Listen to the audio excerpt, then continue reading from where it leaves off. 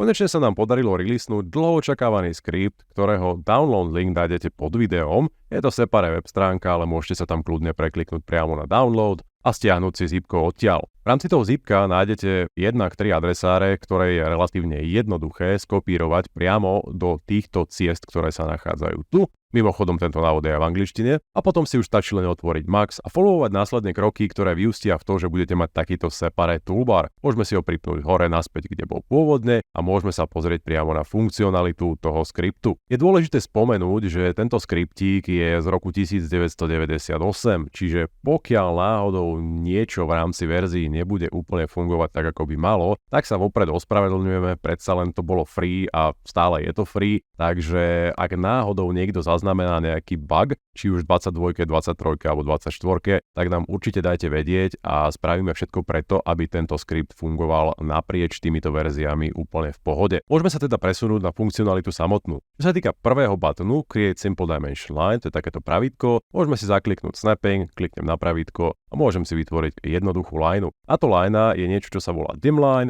a môžeme nastavovať tieto všetky parametre, ktoré tu vidíme vpravo. Okrem farby čiary a farby textu si môžeme nastaviť prakticky hocičo. Za predpokladu, že si vytvorím čiaru trebárs, ktorá ide odtiaľto sem, tak si môžem trebárs ten text flipnúť horizontálne a vertikálne a môžem si nastaviť ten offset takto do plusu, tak aby som to číslo reálne videl. Červená je trošku na nervy lezúca, môžeme si ju zmeniť na žltú a okrem týchto vecí samozrejme ešte môžeme ovplyvňovať nejaké dizajnové záležitosti, trebárs to, aký štýl týchto šípok sa tam bude zobrazovať, prípadne tam môžeme dať nejaké krúžky, alebo tam nemusíme dávať ani nič. Tuto hore máme nejaké parametre, ktoré definujú offset tej liney, automaticky s tým sa pohybuje aj text a tuto, keby náhodou niekto potreboval, môžeme zapnúť vizuál nejakého pravítka, kde tiež môžeme nastavovať rôzny spacing a tak ďalej. Čo sa týka textu, tak najzaujímavejšia vec je to, že si môžem dať pred svoj text nejaký prefix, trebárs miery, alebo si môžem vymeniť ten hlavný text za bla bla a môžem tomu dať trebárs milimetre. Čo sa týka jednotiek, máme na výber z generických jednotiek alebo z user-defined units, to znamená, že to, s čím pracujete, u mňa konkrétne milimetre, to sa tam bude zobrazovať.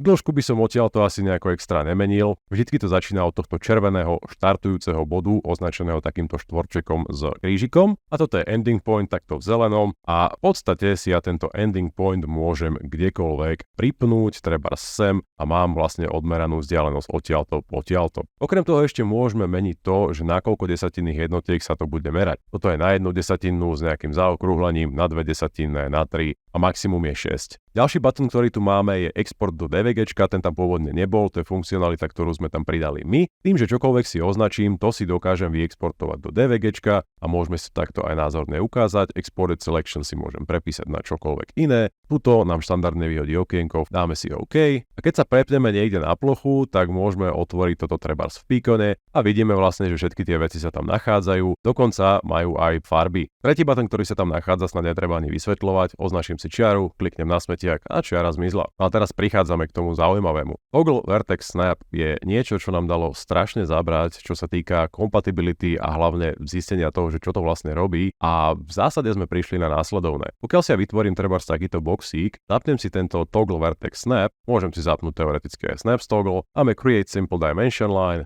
kliknem sem.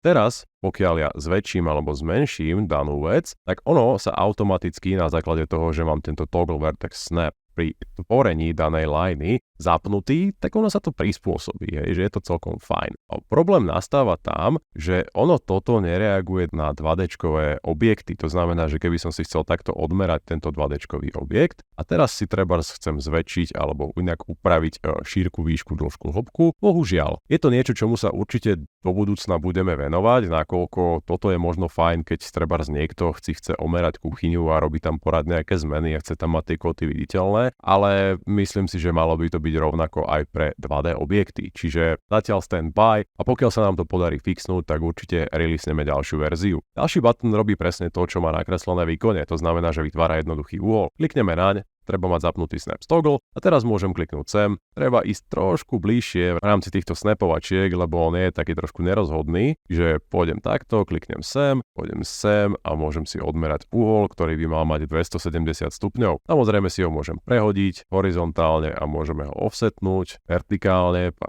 a máme nastavený uhol. Takisto si môžeme vytvoriť uhol kdekoľvek a akokoľvek chceme, ale pozor, táto funkcia spolu s touto funkciou, kde môžeme vytvárať viacero uhlov takýmto spôsobom, že máme ju zakliknutú, kliknem sem a môžem si robiť viaceré uhly ako príde. Ale dôležité je pamätať si, že pri tvorbe uhlov nikdy nesmiem mať zapnutý toggle vertex snap. V opačnom prípade nám vyhodí chybu takéhoto charakteru.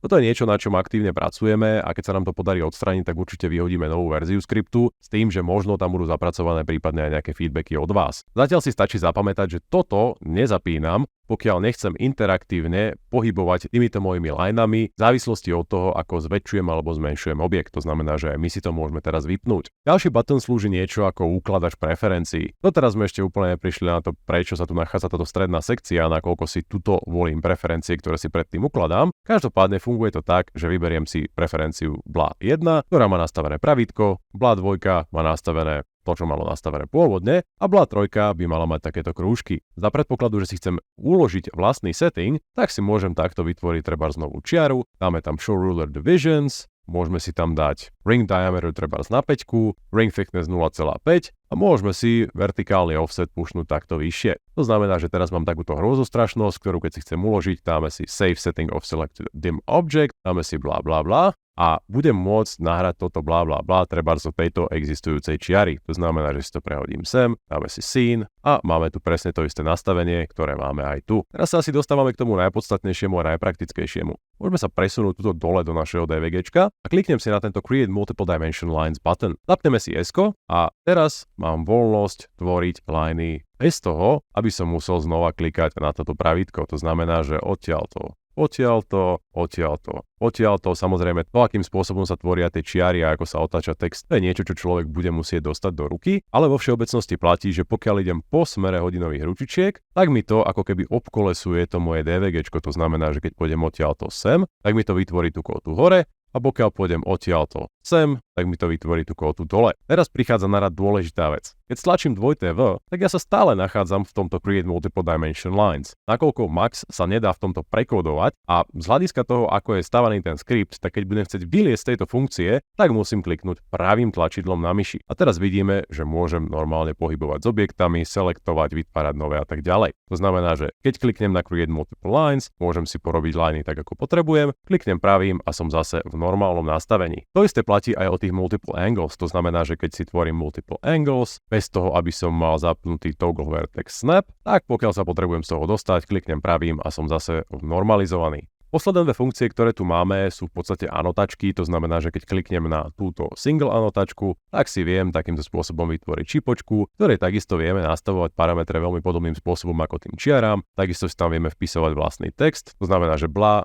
2 milimetroch, vieme si upravovať hrúbku alebo veľkosť tej šípočky, takisto nejaký horizontálny, vertikálny offset toho textu a vieme si prípadne čiaročku spraviť aj do druhej strany. A posledný button, ktorý tu máme, je Create Multiple Annotations, čo je v podstate to isté, akurát, že znova máme ten mód toho, že môžem klikať do Aleluja a môžem si vlastne takýmto spôsobom vytvoriť nekonečné množstvo týchto anotačiek a pokiaľ sa z toho chcem dostať, znova musím kliknúť práve tlačidlo na myši. Týmto pádom máme zrejme celý skript vysvetlený. Čo sa týka nejakých prípadných bugov alebo nedostatkov, ľudia to hláste buď do DMky na Instagrame alebo YouTubeových komentárov alebo kdekoľvek inde nás dokážete kontaktovať. Určite budeme radi, pokiaľ sa nám z tohto eventuálne podarí spraviť niečo absolútne nepriestrelné a niečo, čo bude šetriť čas celej komunite. Čiže pokiaľ máte čokoľvek k tomu, či už additional features alebo nejaké postrehy, bugy a tak ďalej, tak kľudne nám dajte vedieť.